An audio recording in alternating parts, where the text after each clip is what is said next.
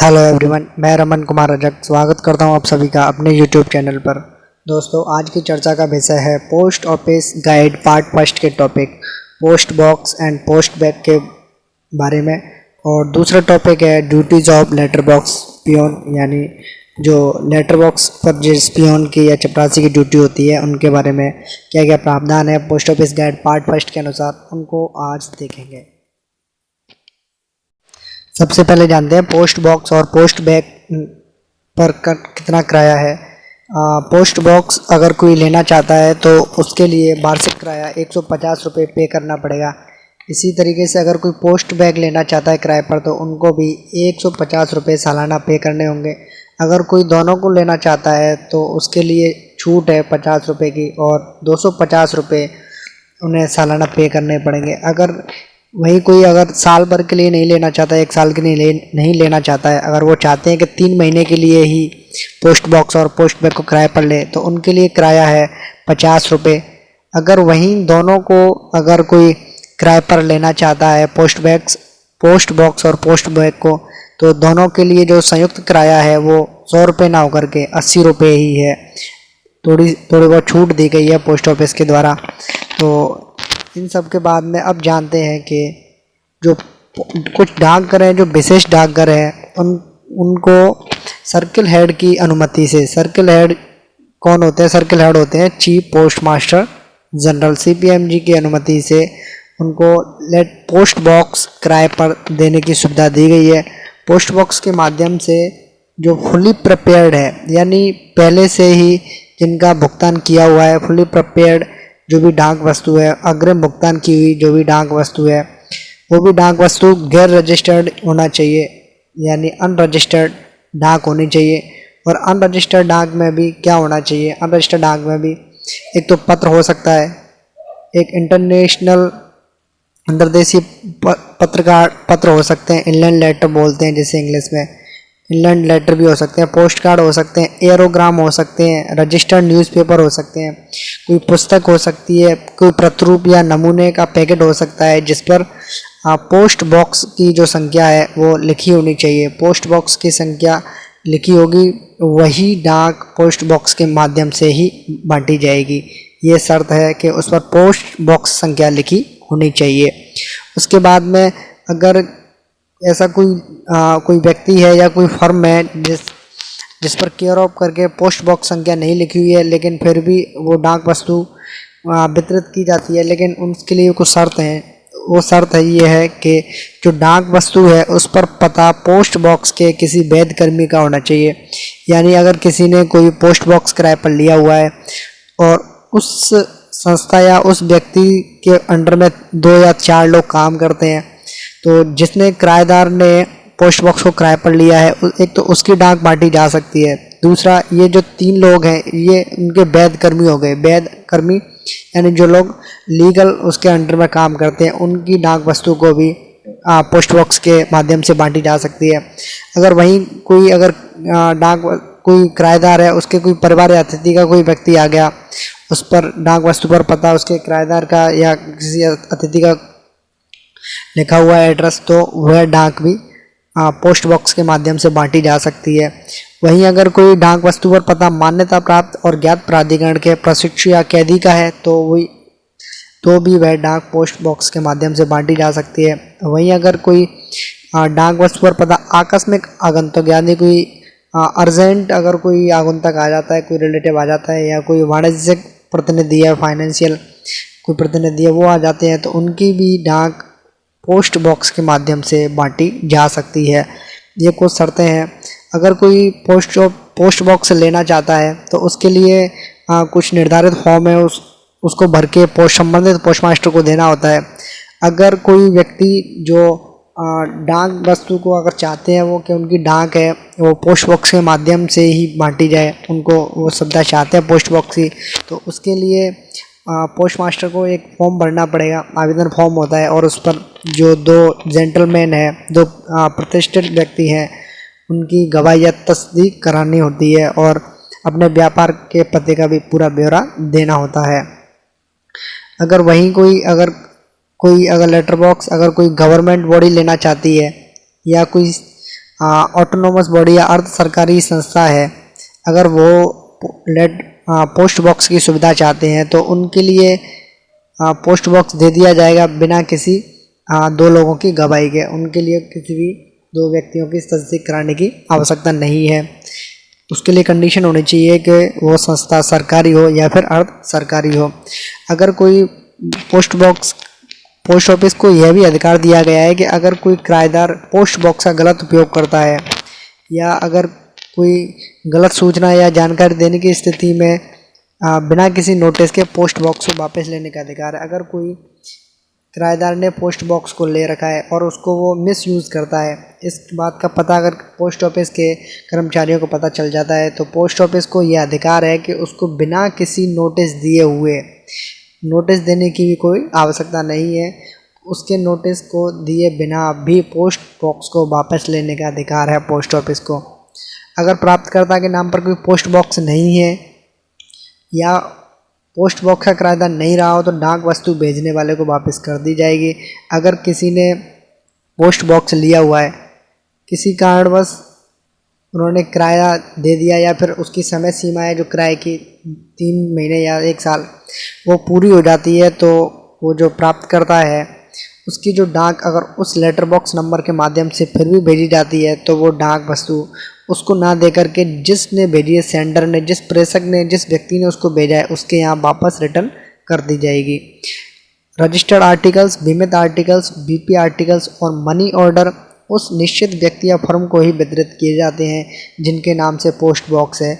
अन्यथा अगर किसी अन्य नाम के व्यक्ति से या अन्य किसी फर्म के नाम से उसमें क्योर ऑफ करके अगर पोस्ट बॉक्स में डाक मिलती है तो वो डाक नहीं बांटी जाएगी। सिर्फ और सिर्फ रजिस्टर्ड आर्टिकल, बीमित आर्टिकल और बीपी आर्टिकल और मनी ऑर्डर है वो उसी व्यक्ति या फर्म को ही वितरित किए जाते हैं जिनके नाम से पोस्ट बॉक्स होता है।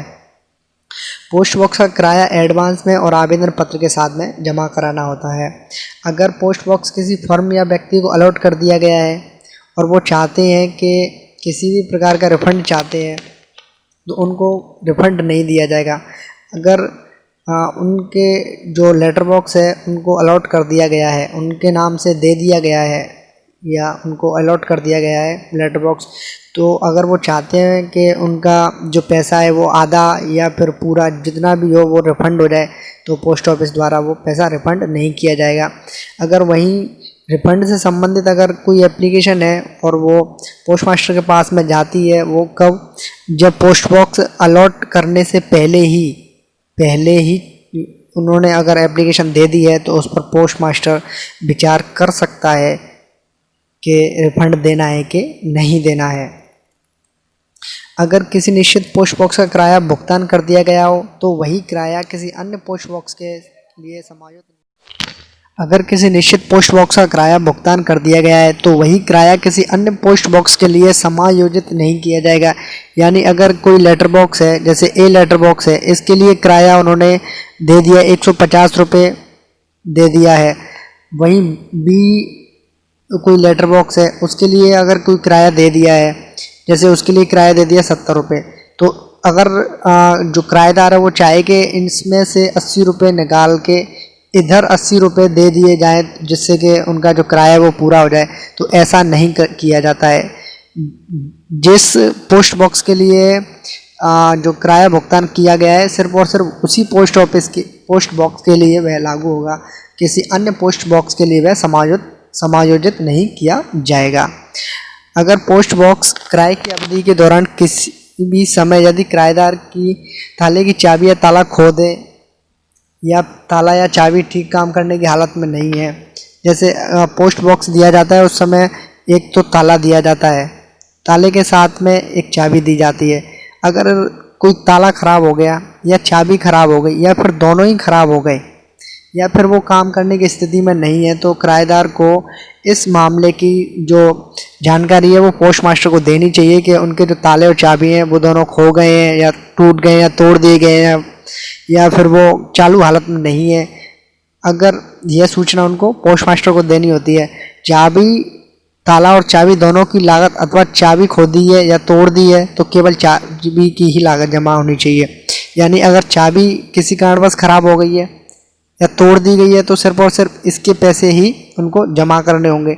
अगर ताले की अगर खो दी है, ताला खराब हो गया या खो दिया या टूट गया तो इसके पैसे जमा करने होते हैं किराएदार को। अगर दोनों ही खो दिए या तोड़ दिए गए हैं तो दोनों के पैसे ही जमा करने होते हैं।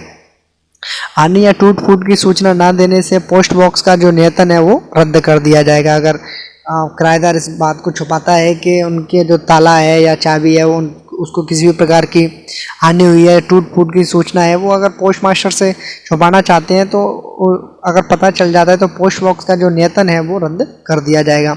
चाबी के खो जाने या टूट फूट के बारे में यदि किराएदार की इच्छा हो तो वह सुरक्षा के तौर पर ताले और चाबी दोनों की लागत जमा कर सकता है और ऐसा करने पर उसे नया ताला और चाबी सप्लाई कर दिया जाएगा।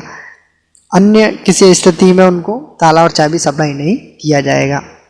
यदि किराएदार द्वारा पोस्ट मास्टर को किराए की अवधि के खत्म होने से 15 दिन के भीतर ताला और चाबी नहीं दी जाती है, उपयुक्त अवधि के भीतर पोस्ट बॉक्स से किराए का नवीकरण नहीं कराया जाता है तो जमा की हुई रकम जब्त कर ली जाती है। जो पैसा उन्होंने दिया है वो पैसा उनका जब्त कर लिया जाता है। और जो पोस्ट बॉक्स का किराया है उस माह के पहले दिन से आरंभ होता है जिसमें पोस्ट बॉक्स का आवंटन किया जाता है। यदि किसी का जो पोस्ट बॉक्स है वो अगस्त में आवंटित किया गया है और अगस्त की 15 तारीख को आवंटित किया गया है तो उनका जो किराया है पोस्ट बॉक्स का वो 1 अगस्त से ही चालू हो जाता है। उसके लिए ये नहीं कि 15 अगस्त को आवंटित किया गया तो 15 अगस्त से, उस माह के पहले दिन से ही आरंभ हो जाता है। कार्य करने के समय या घंटों के दौरान किराएदार पोस्ट बॉक्स को कभी भी निकासी कर सकता है, लेकिन पोस्ट मास्टर को यह अधिकार दिया गया है कि डाक छटाई की सुविधा यानी मेल सॉर्टिंग की सुविधा देने के लिए प्रत्येक वितरण के पहले लगभग 30 मिनट के लिए वह पोस्ट बॉक्स की निकासी को रोक सकता है। तो किराएदार को इसमें से कभी भी डाक निकासी की परमिशन होती है, वो चाहे जब इसमें से डाक की निकासी कर सकते हैं। लेकिन अगर पोस्ट मास्टर चाहते हैं कि जो मेल सॉर्टिंग है, डाक की जो छटाई का काम है वो हो रहा हो तो उसके लिए उनके पास में अधिकतम 30 मिनट होती है, लगभग 30 मिनट होती है कि वो इस निकासी को डिले करें और अपना जो मेल सॉर्टिंग का काम है उसे करते रहें। जब किसी पोस्ट बॉक्स नंबर पर भेजी गई कोई डाक वस्तु अपने आकार और पोस्ट बॉक्स में जगह की कमी के कारण उसमें रखी नहीं जा सकती है तो पोस्ट मास्टर इस बारे में एक सूचना पोस्ट बॉक्स में रखे जाने का प्रबंध करेंगे और वह वस्तु वितरण विभाग में रख ली जाएगी। अगर पोस्ट बॉक्स का साइज इतना है, अगर किसी डाक का उसमें जगह नहीं है और या उसका साइज ही कुछ ज़्यादा है या उसमें इतनी जगह नहीं है कि इस डाक वस्तु को इस पोस्ट बॉक्स में रखा जा सके, तो इस पोस्ट बॉक्स में नहीं रखा जा सके तो इसके लिए जो पोस्ट मास्टर हैं वो इस पोस्ट बॉक्स में एक सूचना पर्ची पोस्ट करेंगे और जो वस्तु है, जो डाक वस्तु है, उसको अपने वितरण विभाग में ही रख लेंगे। पोस्ट बॉक्स की चाबी खो जाने के कारण या पोस्ट बॉक्स से डाक लेने में असमर्थ होने की स्थिति में पोस्ट बॉक्स को भेजी गई वस्तुएं उसको या संदेश वाहक को खिड़की पर वितरण करने के निर्धारित समय के दौरान वितरण टिकट प्रस्तुत करने पर केवल काउंटर पर ही दी जाएगी। ये सुविधा दी गई है अगर पोस्ट बॉक्स की चाबी खो जाती है या उससे डाक निकासी में अगर असमर्थ होते हैं तो। यदि पोस्ट बॉक्स का किराया 1 हफ्ते तक डाक निकासी नहीं करे तो किराएदार है पोस्ट बॉक्स का, अगर वो 1 हफ्ते तक डाक निकासी नहीं करे तो पोस्ट मास्टर रजिस्टर्ड डाक से डाक की निकासी कराने के लिए उसको एक नोटिस भेजेगा। यदि उस नोटिस के बाद भी वस्तुओं की निकासी नहीं की जाती है तो डाकिए के जरिए वस्तुओं का वितरण कर दिया जाएगा, बशर्ते कि उन डाक वस्तुओं पर किराएदार का पता दिया हो या उसने ऐसा करने की हिदायत दे रखी हो। तो ये भी पोस्ट मास्टर के अंडर में आता है कि वो उनको एक नोटिस भेजेंगे। अगर उसके बाद भी अगर डाक निकासी नहीं होती है तो वो एक अरेंज करेंगे एक पोस्टमैन और उसके माध्यम से उस डाक वस्तु उसका वितरण कराते हैं। ऐसे पोस्ट बॉक्स धारक जिन्हें बड़ी संख्या में डाक प्राप्त करनी होती है और जो आसानी से पोस्ट बॉक्स में नहीं रखी जा सकती, उन्हें नियमों और शर्तों पर उसी पोस्ट बॉक्स का अतिरिक्त पोस्ट बॉक्स किराए पर दिया जा सकता है। तो अगर कोई जिसकी डाक ज़्यादा आती है तो उनको एक एडिशनल पोस्ट बॉक्स दिया जाएगा। अगर इसका नंबर जैसे A/2 है तो इसका पोस्ट बॉक्स का नंबर भी यही रहेगा, सेम A/2, इसका नंबर अलग नहीं हो सकता है। ये पोस्ट बॉक्स का नंबर है वो सेम ही रहेगा। पोस्ट बॉक्स का नंबर सेम रहने से ये है कि जो डाक है उनको सही जगह पर वितरण की जा सकती है। अब जानते हैं पोस्ट बैग के बारे में। पोस्ट बॉक्स का वार्षिक किराया है, जो पोस्ट बैग है, पोस्ट बैग का वार्षिक किराया 150 रुपये होता है। और पोस्ट बैग में डाक वस्तुओं के वितरण की व्यवस्था सभी वितरण डाकघर में उपलब्ध होती है, जिनमें किराएदार द्वारा ताला, चाबी, डुप्लीकेट साथ में देनी होती है, भले ही उस डाकघर में पोस्ट बॉक्स की सुविधा हो या ना हो। यानी जो पोस्ट बॉक्स होते हैं, पोस्ट बॉक्स तो एक स्पेशल पोस्ट ऑफिस में ही दिए जाते हैं, जो कि हेड ऑफ द सर्किल के द्वारा की अनुमति से किए जाते हैं। लेकिन जो पोस्ट के जो बैग होते हैं, पोस्ट बैग होते हैं, वो हर पोस्ट ऑफिस में होते हैं जहां डाक वस्तु की वितरण होती है, उस डाकघर में दिए जाते हैं पोस्ट बैग। तो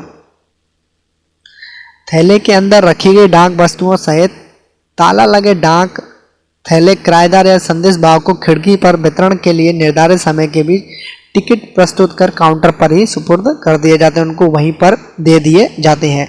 पोस्ट बैग के माध्यम से अग्रिम भुगतान किए हुए अनरजिस्टर्ड पत्रों, पोस्ट कार्ड, अंतर्देशीय पत्रों, समाचार पत्रों और पैकेटों का वितरण किया जाता है। ये भी पोस्ट बैग के माध्यम से किया जाता है। अब जानते हैं कि जो पोस्ट बैग है, जो पत्र बॉक्स होते हैं, जो duties of letter box peon है, उसके बारे में जानते हैं कि जो लेटर बॉक्स पियोन है उसकी क्या ड्यूटी होती है। जो पत्र बॉक्स चपरासी होती है, वो सबसे पहले लेटर बॉक्स से डाक की निकासी करेगा। जो लेटर बॉक्स दिया हुआ है उससे डाक को निकालेंगे, उसमें जितनी भी डाक है उन सब पर मोहर लगाएंगे, तारीख मोहर लगानी होती है।